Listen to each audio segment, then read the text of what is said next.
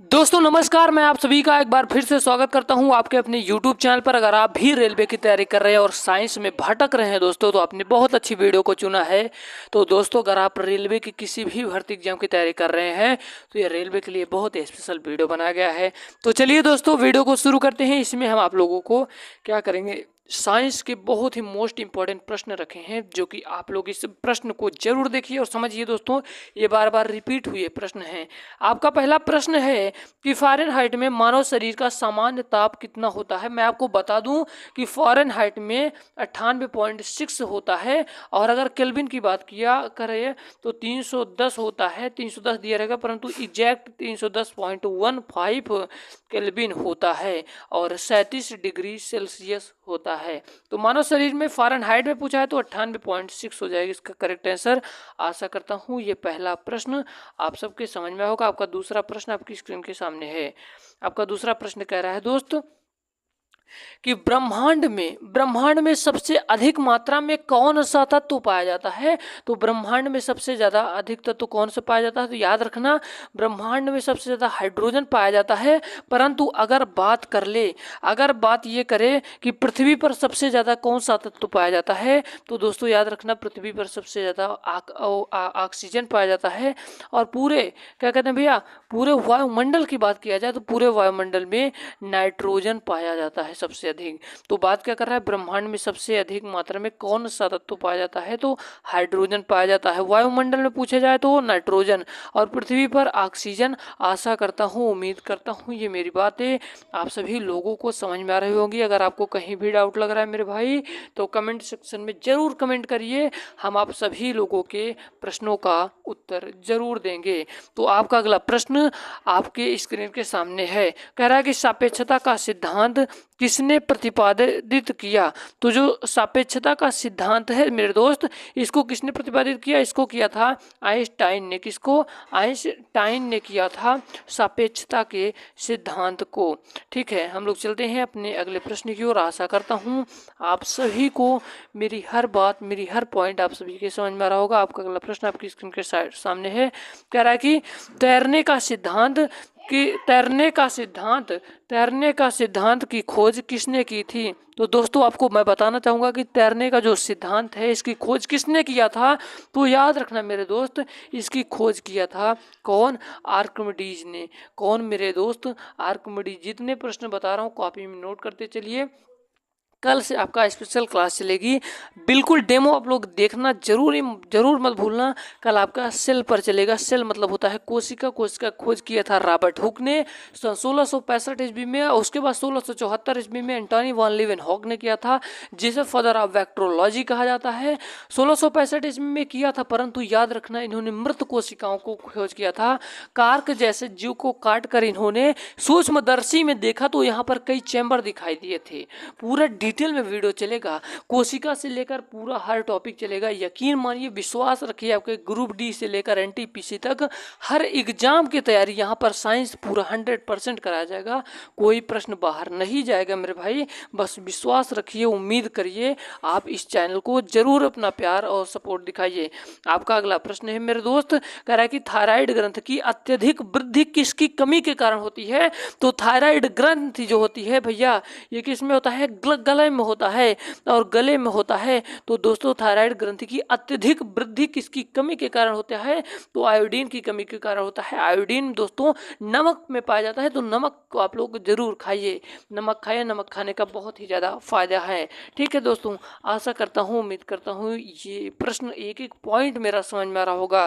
तो कल चलेगा सेल पर, कल चलेगा कोशिका पर, कल से चलेगा कोशिका पर, उसके बाद क्या चलेगा, उसके बाद कोशिका विभाजन अगला टॉपिक होगा, अगला टॉपिक ऊतक होगा। इसी प्रकार से मैं पेपर से पहले सारे प्रश्न आपको करवा दूंगा, तो आपको किसी भी प्रकार का टेंशन नहीं लेना है। आपका 6 नंबर का प्रश्न है कि साइटोलॉजी में किसका अध्ययन किया जाता है। तो जो साइटोलॉजी होता है, इसमें मैं आपको बताना चाहूँगा मेरे भाई कि साइटोलॉजी में किसका अध्ययन किया जाता है। तो साइटोलॉजी में कोशिका का अध्ययन किया जाता है। साइटोलॉजी में कोशिका का अध्ययन किया जाता है। उम्मीद करता हूँ, आशा करता हूँ मेरी बातें एक एक पॉइंट आप सभी को समझ में आ रही होंगी। और अगर जनसंख्या की बात करें तो जनसंख्या का होता है डेमोलॉजी। डेमोलॉजी में किसका भैया, जीनोमोलॉजी में किसका अध्ययन, जनसंख्या का अध्ययन किया जाता है। आशा करता हूँ, उम्मीद करता हूँ एक एक पॉइंट, एक एक बातें समझ में आ रही होगी। सारी चीज़ों को ध्यान से पढ़ते हुए चलिए। बस आपका 7 नंबर का प्रश्न है कि एथलीट फुट रोग किसके कारण होता है। तो एथलीट फुट रोग किसके कारण होता है, तो दोस्तों आप सभी को बताना चाहूँगा ये किसकी वजह से होता है, ये कवक के कारण होता है। एथलीट फुट रोग कवकों के वजह से होता है। आपका 7 नंबर का प्रश्न का राइट आंसर जाएगा ऑप्शन नंबर 1 के साथ। आपका 8 नंबर का प्रश्न आप लोग कमेंट सेक्शन में जल्दी जल्दी आंसर बताइए कि जो ब्लड है क्या है, ब्लड संयोजी ऊतक है कि उपकला ऊतक है कि दोनों है कि इनमें से कोई नहीं। तो मैं आपको बताना चाहूँगा कि जो ब्लड होता है ये कौन सा ऊतक है, तो याद रख लेना आज के बाद, जो ब्लड होता है ये कौन सा ऊतक होता है, संयोजी ऊतक होता है। संयोजी होता है ऊतक होता है। ब्लड कितने प्रकार के होते हैं, तो ब्लड 3 प्रकार के होते हैं दोस्तों। कौन कौन, रेड ब्लड सर्कुलेटरी और WBC, और दोस्तों एक येलो होता है। 3 प्रकार के ब्लड होते हैं। RBC जो होता है इसको लाल रुधिर कणिका हिंदी में कहा जाता है। इसमें केंद्रक नहीं पाए जाते हैं। आपसे प्रश्न पूछेगा कि लाल रुधिर कणिका में क्या नहीं पाया जाता है, तो ऑप्शन में दे देगा केंद्रक नहीं पाया जाता, और ऑप्शन में कोशिका झिल्ली, मतलब बहुत प्रकार के आपके टाइप बनाएगा। तो याद रखना केंद्रक में क्या नहीं पाया जाता है, केंद्रक में क्या कहते हैं किसमें, आपका RBC में क्या नहीं पाया जाता, केंद्रक नहीं पाया जाता है। आशा करता हूँ मेरी बातें समझ में आ रही होगी। आपका अगला प्रश्न आपकी स्क्रीन के सामने है 9 नंबर का प्रश्न। जल्दी से अपना आंसर, अपनी राय इस कमेंट सेक्शन में बताइए। 9 नंबर का प्रश्न है कि जंतु कोशिका के किस हिस्से को पावर हाउस कहा जाता है। तो मतलब मैं बता दूं ये कोशिका का टॉपिक है, कल से कोशिका चलेगा, तो आप लोग धीरज बनाकर रखिए, विश्वास रखिए, इस चैनल के माध्यम से आपको सब कुछ मिलेगा। जंतु कोशिका किस हिस्से को पावर हाउस कहा जाता है, तो मैं बता दूं कि पावर हाउस कहा जाता है माइटोकॉन्ड्रिया को कहा जाता है पावर हाउस, जिसको क्या कहा जाता है, ऊर्जागृह कहा जाता है हिंदी में। पावर हाउस मतलब ऊर्जागृह। माइटोकॉन्ड्रिया की खोज की बात की जाए तो इसकी खोज किया था अल्टमैन साहब ने, अल्टमैन जी ने इसकी खोज किया था। और राइबोसोम जो होता है इसको क्या कहा जाता है, और लाइसोसोम को क्या कहा जाता है, लाइसोसोम को कहा जाता है एटम बॉम्ब। लाइसोसोम को क्या कहा जाता है, एटम बॉम्ब कहा जाता है।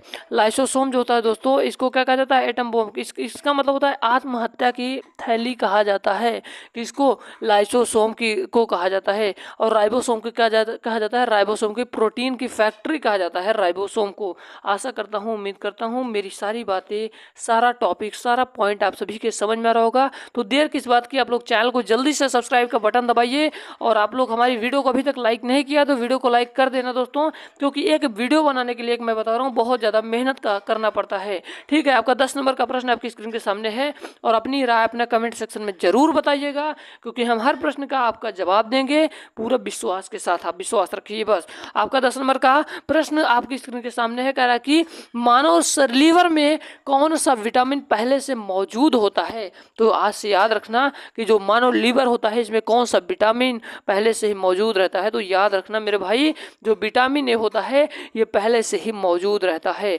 उम्मीद करता हूँ, आशा करता हूँ हर प्रश्न समझ में आ रहा होगा। आपका 11 नंबर का प्रश्न आपकी जस्ट स्क्रीन के सामने है, जल्दी से आंसर बताइए। कह रहा है कि विकास का सिद्धांत का प्रतिपादन किसने किया। तो विकास का सिद्धांत का प्रतिपादन किसने किया था, तो याद रखना आज से कि जो विकास का सिद्धांत है इसका प्रतिपादन डार्विन साहब ने किया था, डार्विन जी ने किया था, इसका प्रतिपादन किया था। तो आपका 12 नंबर का प्रश्न है, तो 12 नंबर का प्रश्न है कि सौर विकिरण किसके द्वारा मापा जाता है। तो जो सौर विकिरण है ये किसके द्वारा मापा जाता है, ये मापा जाता है पैरोमीटर के द्वारा मापा जाता है। किसके द्वारा मेरे भाई, पैरोमीटर के द्वारा कौन, सौर विकिरण मापा जाता है। एक एक पॉइंट में बताऊंगा, आपको टेंशन नहीं लेनी है, आपको हर पॉइंट को समझना है। ऑडोटोमीटर के द्वारा क्या नापा जाता है, ऑडोटोमीटर के द्वारा वाहन द्वारा चली गई दूरी ऑडोटोमीटर के द्वारा मापा जाता है, ऑडोटोमीटर के द्वारा मापा जाता है। और बैरोमीटर के द्वारा क्या मतलब बताता है, वायु दाब। अब फिर से समझिएगा, फिर से ध्यान से सुनिएगा कि वायु दाब अगर पूछेगा तो वायु दाब किसके द्वारा मेरे भाई मापा जाता है, तो वायु दाब मापा जाता है बैरोमीटर मीटर के द्वारा और एडिटोमीटर के द्वारा क्या मापा जाता है, उस वाहन द्वारा चली गई दूरी मापा जाता है। और पायरोमीटर के द्वारा क्या मापा जाता है, तो पायरोमीटर के द्वारा सौर विकिरण मापा जाता है। मैं एक प्रश्न को मैं 5-6 भागों में तोड़ दे रहा हूँ। इससे मैं ये चाहता हूँ कि हमारे सारे विद्यार्थियों को कहीं भी दिक्कत ना आए, चारों में से कहीं भी से आ जाए तो आप झटपट में आंसर दे दीजिए।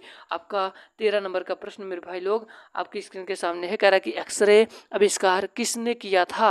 अब एक्सरे आविष्कार किसने किया था, तो याद रखना जो एक्सरे का आविष्कार किया था किसने किया था ये पूछ रहा है, तो आज से याद रखने लेना एक्सरे का आविष्कार रॉन्टजेन ने किया था। रॉन्टजेन ने किया था एक्सरे का आविष्कार।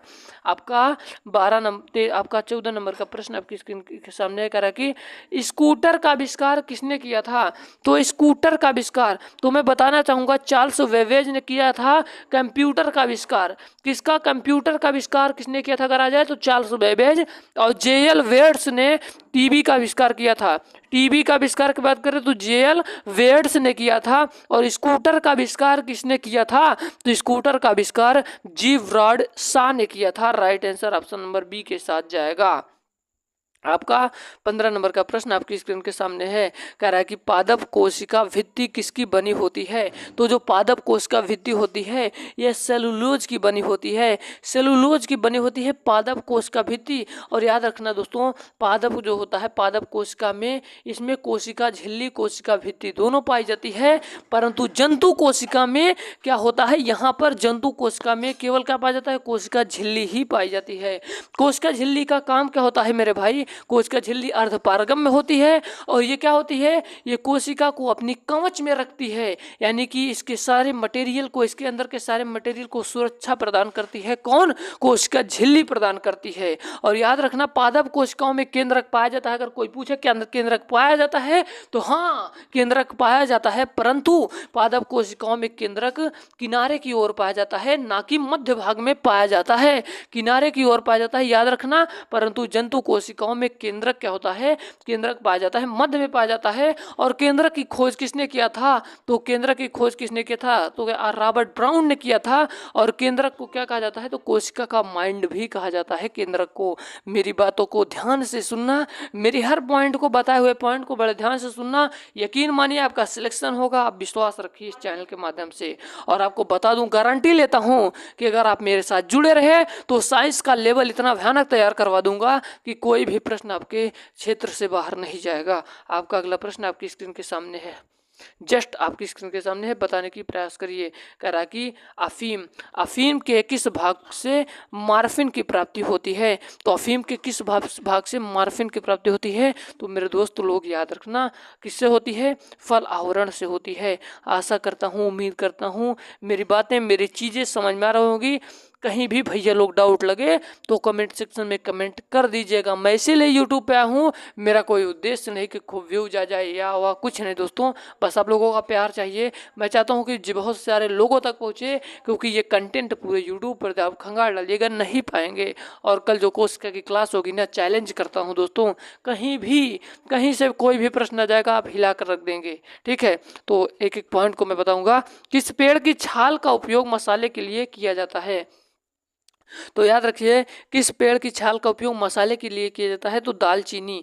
आज से याद रखना कि जो मसाला होता है इसका प्रयोग दालचीनी, जो मसाले का प्रयोग दालचीनी, ठीक है। पेड़ दालचीनी की जो छाल होती है इसका उपयोग मसाले के लिए किया जाता है। आपका 18 नंबर का प्रश्न आपकी स्क्रीन के सामने है। कह रहा है कि सबसे छोटा फूल वाला पौधा कौन सा है। तो सबसे जो छोटा फूल वाला पौधा है भैया ये कौन सा होता है, ये वोल्फिया। कौन भैया, वोल्फिया होता है, वोल्फिया होता है। परंतु सबसे बड़ा फूल वाला पौधा की बात किया जाए तो सबसे बड़ा फूल वाला पौधा कौन सा होता है, रेफ्लेसिया। रेफ्लेसिया जो होता है ये सबसे बड़ा फूल वाला पौधा होता है। मेरे हर पॉइंट को आप ईमानदारी के साथ पढ़िए, अपने ध्यानपूर्वक पढ़िए, अपने माँ बाप के सपने को साकार करें। मैं कसम खाता हूँ कि मैं पूरे ईमानदारी से आप सभी को शिक्षा दूंगा अपने YouTube चैनल के माध्यम से निःशुल्क में।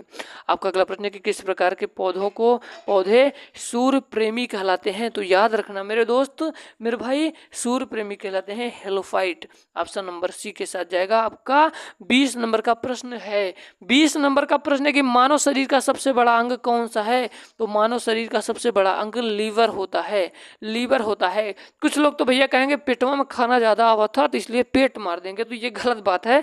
आपका मानव शरीर का सबसे बड़ा अंग कौन सा है। तो मानव शरीर का सबसे जो बड़ा अंग है ये लीवर होता है, लीवर होता है। ठीक है, अब हम लोग चलते हैं अपने अगले प्रश्न की ओर। आपका अगला प्रश्न है कि एलपीजी यानी कि लिक्विड पेट्रोलियम गैस में किस गैस के भराव के कारण उसके लीकेज होने का पता चल जाता है। तो याद रखना दोस्तों, इसका राइट आंसर हो जाएगा एथाइल मर्कपटन। मैं बता रहा हूँ ना, मैं 20 प्रश्न कराऊंगा, लेकिन यकीन मानिए पूरा अच्छे से कराऊंगा। मैं 30 ही प्रश्न इस वीडियो में करा रहा हूँ। प्रोड्यूसर गैस का सूत्र है, तो प्रोड्यूसर गैस का जो सूत्र होता है ये क्या होगा दोस्तों, मैं आपको बता दूं CO+N2 होता है। आपका अगला प्रश्न है कि आवर्त सारणी का सबसे हल्का कौन सा तत्व है। तो मैं बता दूं सबसे हल्का तत्व लिथियम है। इसका एटॉमिक नंबर 3 होता है। हाइड्रोजन पहला, उसके बाद हीलियम, उसके बाद लिथियम, उसके बाद ऑस्मियम। यह सबसे भारी होता है। आवर्त सारणी में सबसे भारी तत्व कौन सा, इसका एटॉमिक नंबर 76 होता है। आपका 24 नंबर का प्रश्न है कि टीकाकरण के जनक कौन माने जाते हैं। तो टीकाकरण के जो जनक हैं मेरे दोस्त, याद रखना, टीकाकरण के जनक एडवर्ड जेनर माने जाते हैं। तो एडवर्ड जेनर माने जाते हैं। आपका अगला प्रश्न है कि फोटॉन की मूलभूत इकाई है। तो जो फोटॉन है ये किसकी मूलभूत इकाई है। तो याद रखना आज से कि प्रकाश की क्या मूलभूत इकाई है। ठीक है, आपका 26 नंबर का प्रश्न आपकी स्क्रीन के सामने है कि एक प्रकाश वर्ष किसकी इकाई है। तो दूरी की इकाई है। किसकी इकाई है, तो दूरी की इकाई है। आपका अगला प्रश्न है आपकी स्क्रीन के सामने है, बताइएगा, कह रहा है कि ध्वनि प्रदूषण की इकाई क्या है। तो ध्वनि प्रदूषण की इकाई क्या है। तो डेसिबल है, डेसिबल है, डेसिमल नहीं, डेसिबल है।